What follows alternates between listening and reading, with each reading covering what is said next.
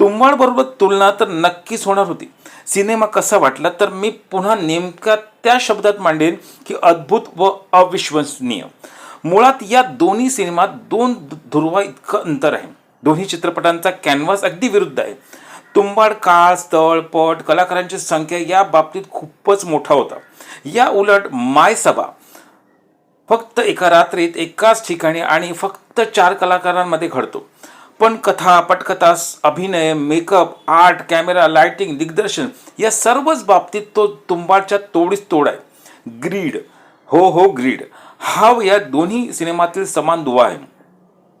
एक कफल्लक चित्रपट निर्माता परमेश्वर त्यांच्या मालकीच्या भग्न झालेल्या चित्रपटगृहात स्वतःच्या मुलासोबत वासू त्यांचा सुवर्णकाळ आठवत दिवस कंटत आहे.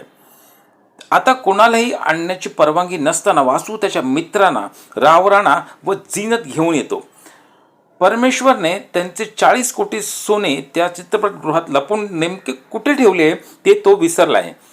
हे जेव्हा रावराणा व झीनत यांना कळतं तेव्हा ते शोधण्यासाठी जंग पछाडतात. हा थरार अनुभवण्यासाठी नक्की बघावा असा हा चित्रपट आहे.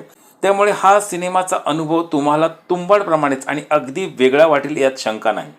अभिनयाच्या बाबतीत सर्वांचीच कामं उत्तम झाली आहेत. रावराणा म्हणजे राघव, वासू पांडुरंग व तुंबाडमधल्या कलाकारांसोबत परमेश्वर, जावेद जाफरी, झीनत, वीणा जामकर यांनी त्यांच्या व्यक्तिरेखा खूप उत्तम निभावल्यात.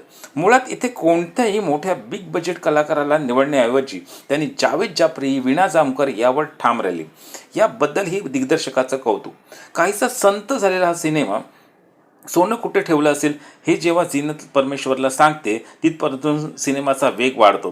तो सिनेमा शेवटपर्यंत अगदी तुंबाडप्रमाणेच अंतर्मुख करून टाकतो. तर तुम्ही कधी जाताय सिनेमा बघायला हे नक्की कमेंटमध्ये सांगा आणि पाहत रहा